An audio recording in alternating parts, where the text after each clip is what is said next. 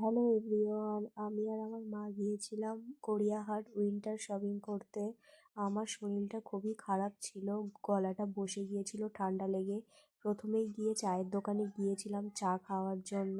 আর চা খেতে গিয়ে আমার জিভ পুড়ে গিয়েছিল, তাই মাকে বলছিলাম যে আমার জিভটাই পুড়ে গেছে।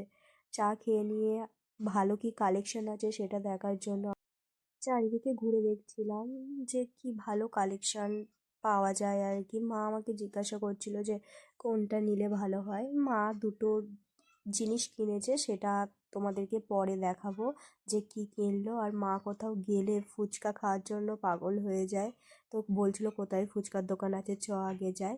তো খুঁজে খুঁজে একটা ফুচকার দোকানে গেলাম, মা আর আমি ফুচকা খেলাম। ফুচকা খাওয়ার পরে আমার চুড়ির দোকানগুলো দেখে এত চুড়ি কেনার ইচ্ছা হচ্ছিল, মাকে তাই বলছিলাম আমাকে চুড়ি কিনে দাও। আমি দুটো চুড়ি কিনেছিলাম, একটা দোকানে পরেছিলাম আর একটা বাড়িতে এসে পরেছিলাম, সেটাও তোমাদেরকে দেখালাম। কোনটা বেশি সুন্দর লাগছে আমাকে কমেন্ট করে জানাবে। তারপরে মাকে বলছিলাম যে আমি একটা ভিডিও করব, আমাকে ভিডিওটা করে দাও।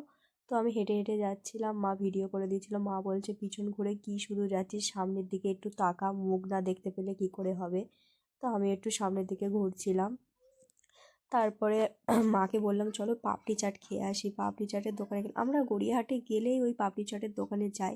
মানে ওই দাদাটা এত ভালো পাপড়ি চাট বানায়, মানে আমার তো প্রচণ্ড ভালো লাগে ওই দোকান থেকে খেতে। আমরা যখনই যাই ওই দোকানে খাই।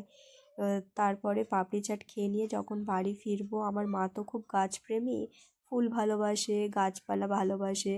তো আমরা ফুল গাছের দোকান থেকে অনেক ফুল কিনেছিলাম। আর আমার বাড়িতে ছোটো ভাই আছে, ওর জন্য আসার সময় বিরিয়ানি নিয়েছিলাম, আমার জন্যও নিয়েছিলাম, কারণ ও খাবে আমি দেখবো এমন তো হয় না।